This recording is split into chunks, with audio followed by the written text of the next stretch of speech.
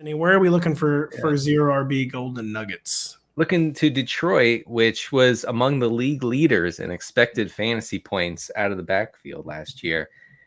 The Lions love to establish it near the goal line, and we have to accept that. I think we have to say, okay, fine, Amon-Ra St. Brown will never score a touchdown. We have to come to grips with possibly David Montgomery scoring all the touchdowns and possibly Jahmyr Gibbs. We'll see how it unfolds. But yeah, so you have Montgomery and Gibbs are the two guys, obviously, that we're going to be agonizing over. Montgomery going off the board at RB 27, Gibbs going off at RB 13. That's risen. Wow. Yeah, I know. It's I mean, okay. This is why this is a zero RB backfield, basically. And yes. And so if you're drafting zero RB, you're not taking Gibbs unless you're doing hero RB. No, hero RB is fully in the zero RB build. But when you're doing hero, that gives you a chance to sell out your principles completely, and take hey, one good running back. What can that hurt? And I did that with Alvin Kamara last year, and it didn't hurt anything, folks. It hurt a lot. It was actually disastrous for me. That's why you're no longer employed by us. Right. I'm doing the podcast for free. You're welcome. It's part of your severance. So typically when an employee gets laid off, not to take people behind the curtain, there's a severance agreement. When Denny was laid off, he actually had to pay a severance to NBC that we ever employed. That's right.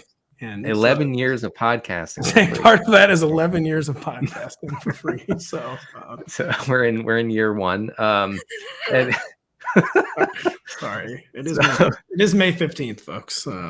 Anyway, David Montgomery is going to be on all my teams. That's what I'm saying. RB 27. I actually do fully agree with that. And I hate to say that because I am one of those drafters. I love flashy young players. I love big play threats.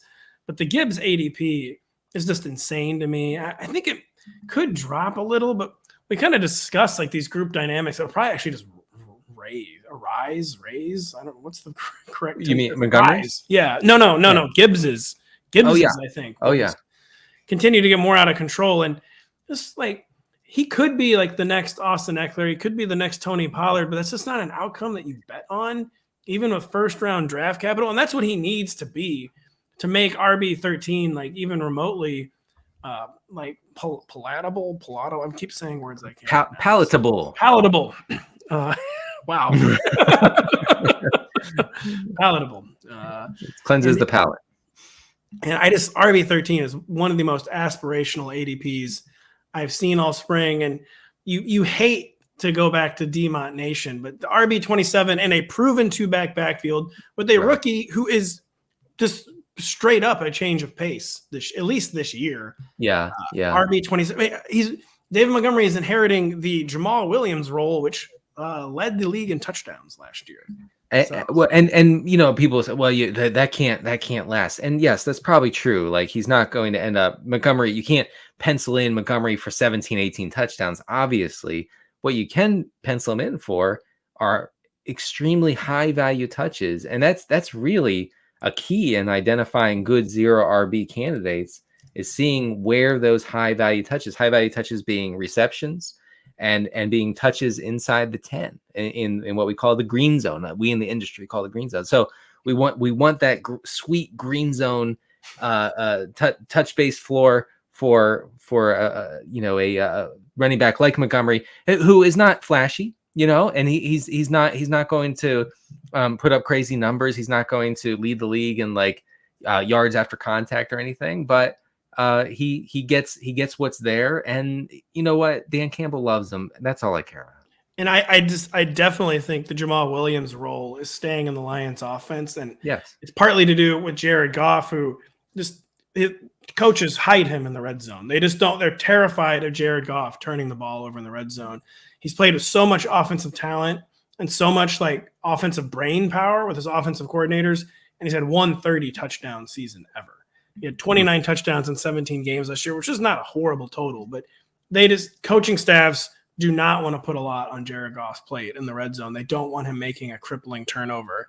And so even though Jamal Williams is gone, that role is remaining. And there's just zero reason to believe it's going to be Jahmyr Gibbs, the change of pace rookie, and every reason to believe it's going to be the grizzled veteran David Montgomery.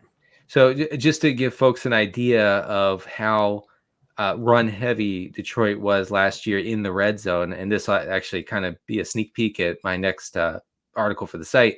The Lions ran the ball on 50.3% of their red zone snaps last year. That was the 7th highest rush rate in the league. Okay, so it was up there. Yeah, kind of shocked it was only 7th, but not at all surprised to hear they were in the top 10. Real quick, there are 6 Lions running backs with ADPs on Underdog right now. Jeez. Undrafted rookie Mohamed Ibrahim is the RB 87 apparently. Wow. Fullback Jason Kabinda is the RB 108. And then Craig Reynolds and Jahmyr Jefferson, who I guess they're still in the 53-man roster, both still have ADPs. So that's remarkable. So when we're talking psychos, folks. Yeah, the player from Minnesota, Ibrahim, he had 1 million rushing yards in college. He's also like 69 years old. Yeah, no, he's aged. He's 3 months older than me. So that's real bad. Concern. It was very concerned. One reason why your wife continues to call 1-800 Denny.